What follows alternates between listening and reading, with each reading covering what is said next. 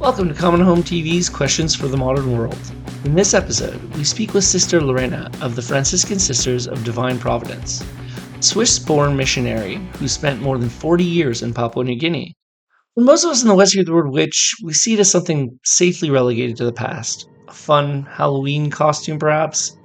But for many women in parts of Papua New Guinea, accusations of witchcraft are deadly serious. Today's episode shines a light on the brutal, ongoing reality of witch hunts, dark, violent, and traumatizing. Sister Lorena, it is a pleasure to welcome you to Common Home TV. Thank you for being with you, Matthew. Well, first of all, what inspires a young woman, from what I read around 29 years old, to leave Switzerland and dedicate her life to a place like Papua New Guinea, which has a profoundly different culture from her own? What was that journey like? How did you get there? Well, when I entered with 20, I had one dream. I entered to go to the mission. And Papua New Guinea was at that time very new to us. And I thought that's great because it's new land, a country with over 800 languages. That's a challenge. A new culture is a challenge. I need something new. Well, that's a very, when you're thinking about Switzerland and Papua New Guinea, that's a very new place, I would say, indeed. And you mentioned 800 languages and the cultural and the linguistic diversity of Papua New Guinea. Can you tell us what life is like there and how you adjust? Well, can you tell us a bit about how daily life is today, but also tell us how you adjusted getting off a plane from Switzerland and arriving there? How did you adjust and what's it like today? When I arrived in 79 in Papua New Guinea, I arrived in the Stone Age.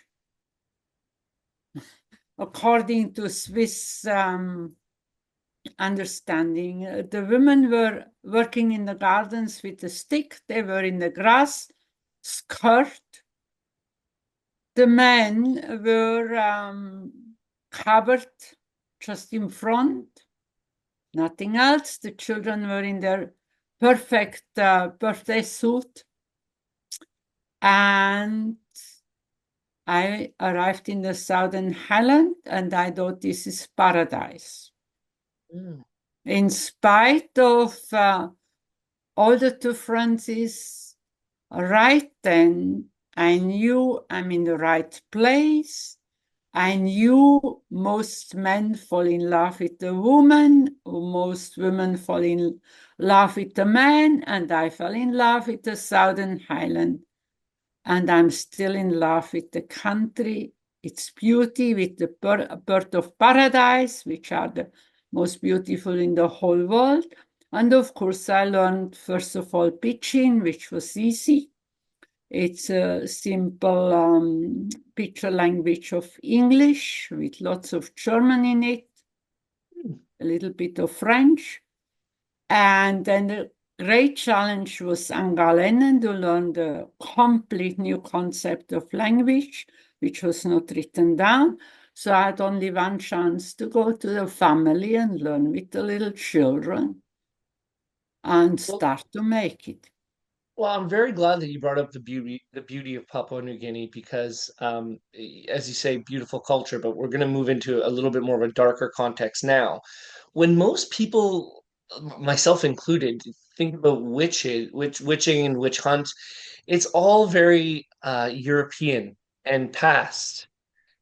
So, when was the first time you heard about the witch hunt? Was it in Switzerland or when you landed? And is there any similarities between the current witch hunts that you see and what you Now heard from we are school? really entering an interesting topic. Uh, when the very first time I came in contact with witchcraft sorcery, 2012.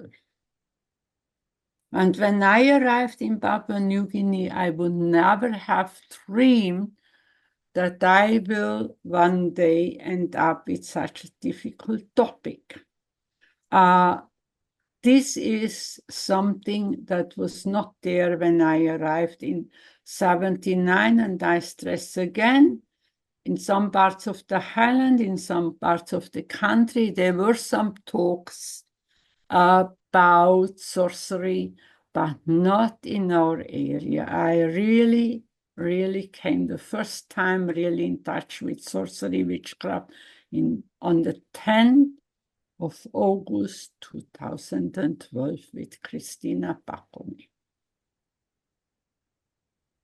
And the women who are accused of being witches, is there any commonality between them? Do you see anything that like, is there a reason? Is there a specific type of person that is being persecuted as being claimed as a witch? First of all, I have to surprise most of the people. The women who are chosen to be witches or sorcerers, they are very strong women and very gifted women and very leading women, outstanding women. And perhaps that's the reason why they are chosen, because the patriarchal culture doesn't like strong women. And it has lots of common with the past, because it has to do with climate change. It has to do with insecurity, the whole situation around us, the whole world situation makes people insecure. Climate change, we have one particular area where we have lots of victims. They have normally every second or third year a flood. And now we had from January till now 4 floods. Oh. That just makes us aware that all that is going on worldwide, but also in the country, plus moving from the Stone Ages into the digital age. Well, I'm sorry to cut you off, but I think a lot of people would like to know what a witch hunt actually looks like.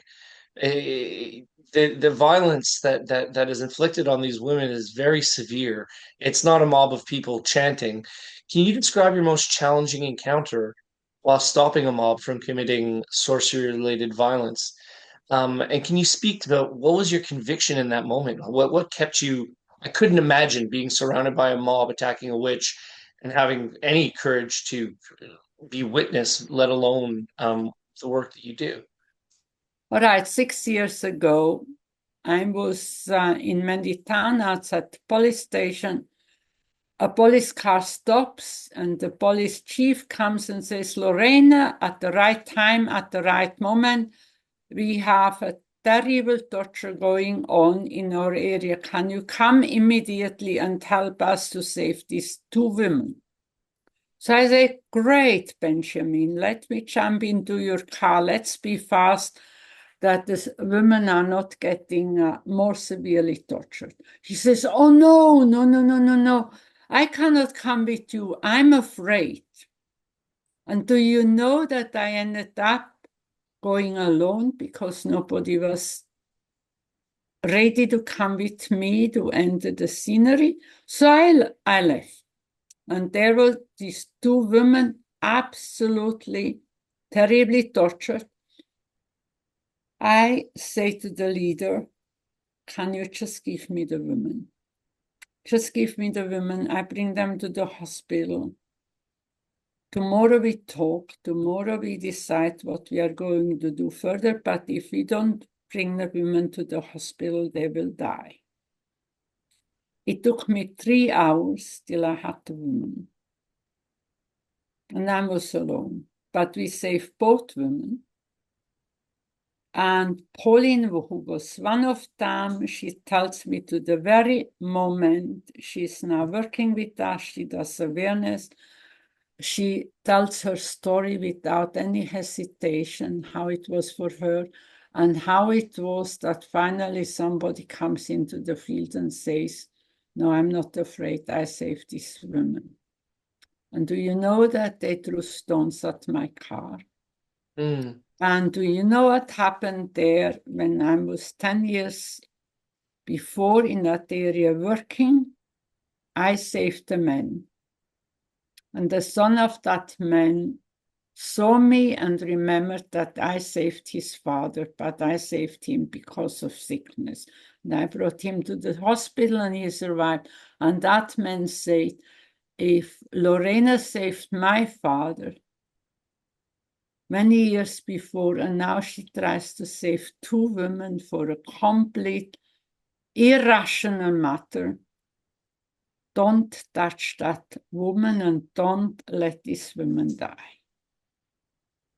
The That's Catholic mission, sorry, the Catholic mission in Germany is putting out a great video about another um, time that you were present for a witch hunt, and one of the ladies, Christina. yeah, and she tricked them. Can you tell us about that? Well, that time I have to tell you very honestly, I was in another province, but the bishop came that very afternoon. She was already tortured and told me about it and showed me a video, and I didn't know that time that she tricked them all.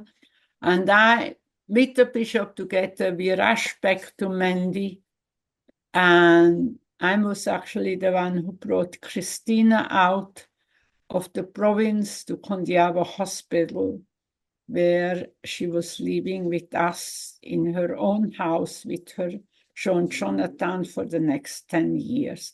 And that was terrible. That's the first time in my life I screamed in public and said, enough is enough. This is too much. Well, after the hospital, the post-traumatic stress must be terrible. And for that, we're so blessed that you have things like the House of Hope. Can you tell us a little bit about what it is and how it affects healing? And how do survivors end up supporting each other? That's great to talk about that because in 2018, because of Miss Aachen, I got the Human Rights Prize in Weimar for saving women. And if I remember right, that time we had only about 75 or even less women saved from that horrific satanic happenings. And I decided right there when they asked me for what I would like to use the money they give me, I said, I need the House of Hope. And in 2021, we had the blessing of the House of Hope with 1,000 people celebrating with us and 3 bishops.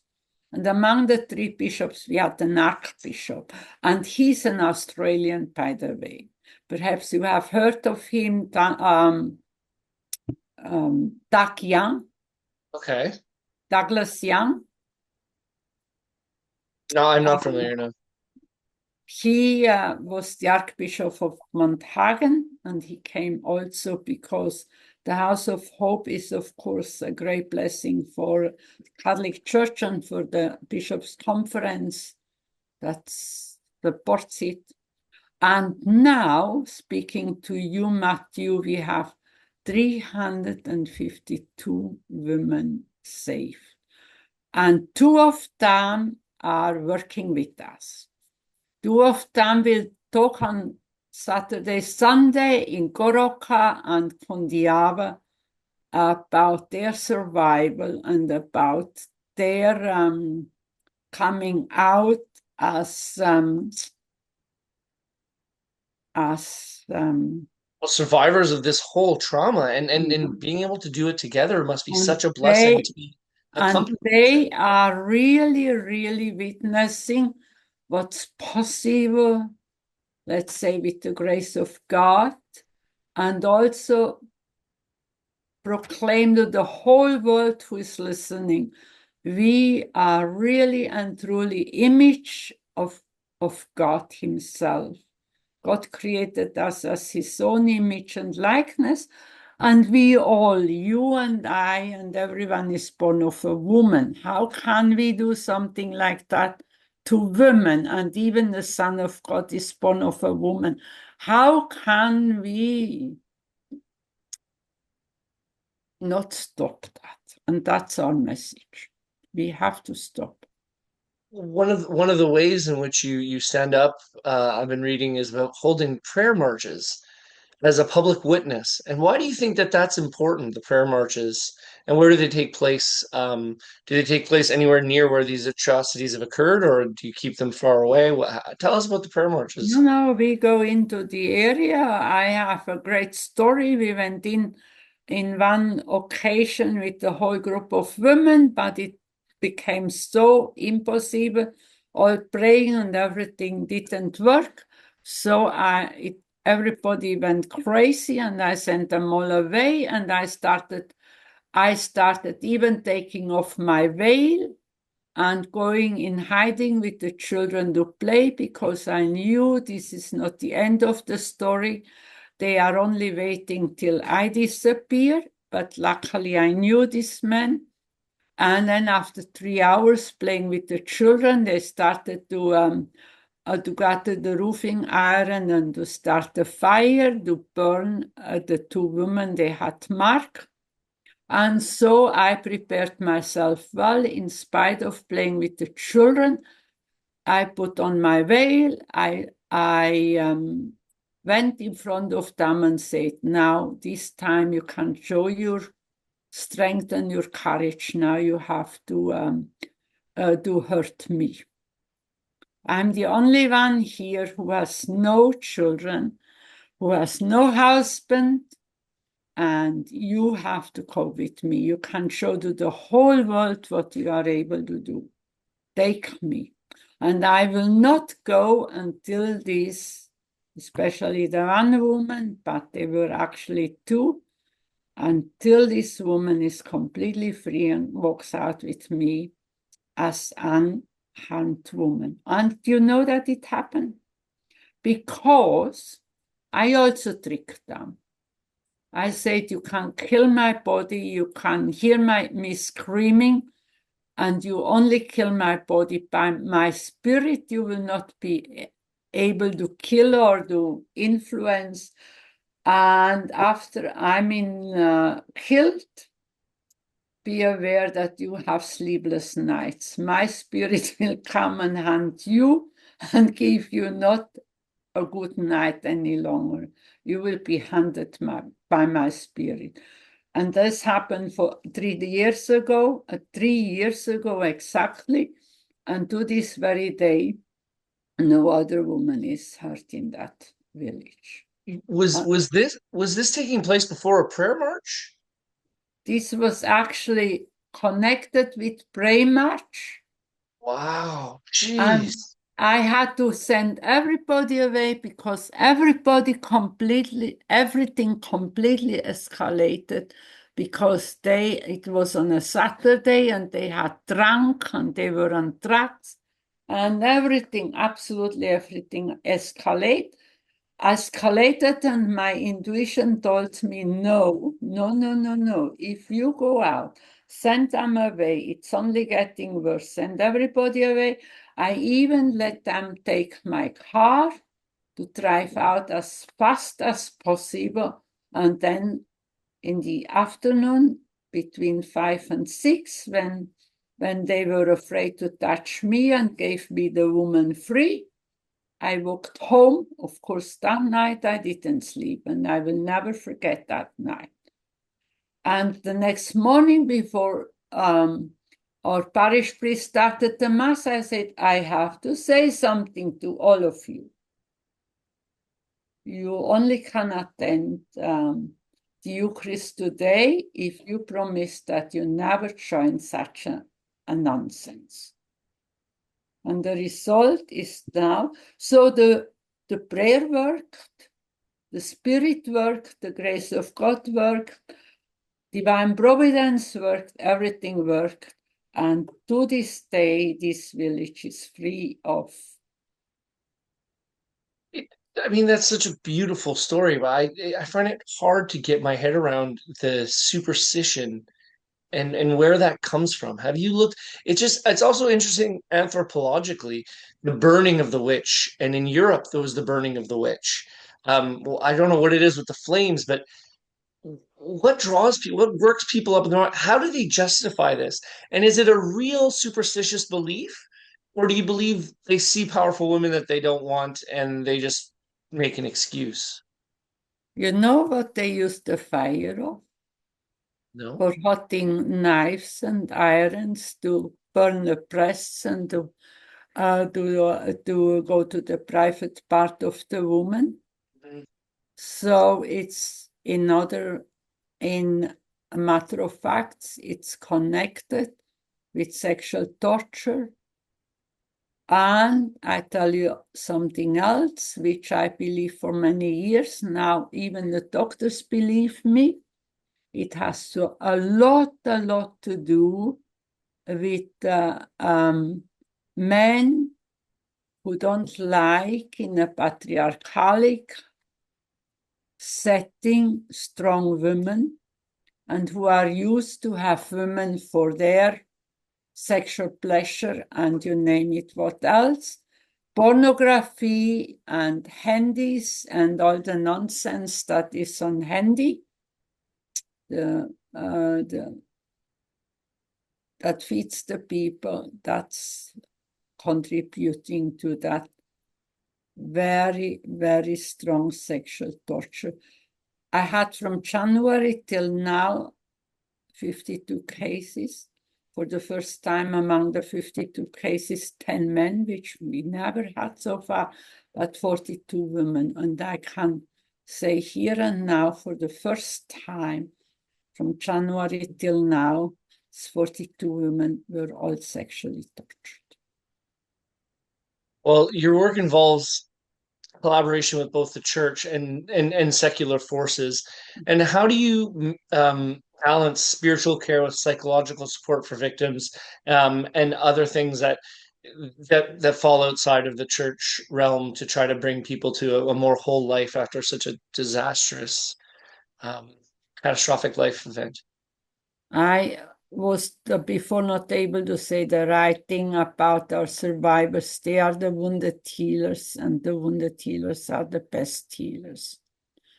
The church, in terms of the good news and in terms of healing and forgiving, and Jesus as the perfect example, perfect teacher for the good in people, and also the perfect healer and dying on the cross and ask for forgiveness. That's, of course, our highest inspiration we have. We are doing that work holistically. We take care of the body, we take care of the soul, we take care of emotions. We do therapy, we do prayer, we do dancing and singing, and we also do therapies. For example, we teach the women to scream. We are very strong that no woman puts things, hides things. We really tell the women they can say anything and everything. They have to express, not suppressing, expressing. And we have our methods for that too. The only thing that in our holistic process we have a moment, a problem, that's the justice factor. We have networking with all the different churches, even the Muslims, even the fundamental churches. We work with everybody. We work with doctors, nurses, even the village courts. Integration asks for that, but the legal sector is our problem. The police, the lawyers, the churches, and all that. We have not managed that yet because of the corruption of the country. You face physical threats, and you've mentioned that machetes, knives. I guess you have, as a foreigner, there might be a little bit of hesitation, or do you think it's because you're a nun? But either way, that danger is real. What keeps you going at that point when you face that safety risk? The gospel, And I believe that God has far over 100 names, but for me, the God of my life is only one name, and that is love. And love involves healing, compassion, empathy, forgiveness, and so forth. And I hope that when I come to the end myself, I die with one word on my lips: love. Because I believe in the good even of the torturers, and I talk with them and I forgive them in the hope that one day they also will change their behavior. Well, that is a beautiful sentiment. That's just so well said. Just looking forward, there's so many challenges. You were saying climate change being one of them, social factors changing. You mentioned the patriarchy. I don't know enough about the culture to know how much that is changing.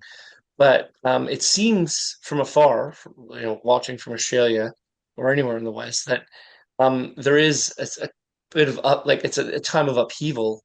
What long-term vision do you have for sustainable peace in Papua New Guinea and the protection of vulnerable people? Overcoming the terrible factor of bribery and corruption. Actually, Papua New Guinea is a rich country. You as an Australian, you are well aware.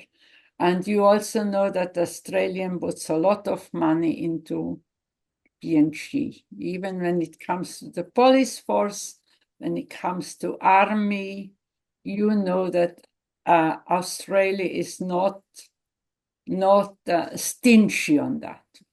It's the opposite. It's very generous. So I really hope that the government will come out of that corruption in connection with celebrating 50 years of Papua New Guinea's independence. And perhaps, Matthew, perhaps you know of young or experienced policemen who would like to come and see the House of Hope and help us to visit the police station and have some influence. That would be a dream of mine. We need help. We really need help. And in the long run, we have our garden, we have self-reliance. Of course, we have lots of we need lots of money too, because one skin transplantation, which we need constantly with the wounded women, even fistula operation by our best gynecologist, they cost a lot of money. We need that too. We need medication. We need everything sometimes, but we survive with Mission, with all they do already for us and our own benefactors. But one thing we haven't achieved, that's trying to convert our policemen. Mm. Well, I think one way we could is donation. So we've been blessed to be working with Catholic Mission both in Australia and now in Germany. So perhaps there's some places we could leave a link in our show notes that people can donate to you. I hope this raises awareness, as Common Home TV is a platform with the Redemptress. Oh, in Ireland, Canada, United States, we have listeners worldwide. I think this will really open up a lot of eyes. I cannot impress upon you how thankful I am that you took the time to help us raise awareness for your cause, or for the cause, and just for your life of service from the Redemptress around the world. We give you thanks, and we thank you for your service. Thank you for having me with you, Matthew.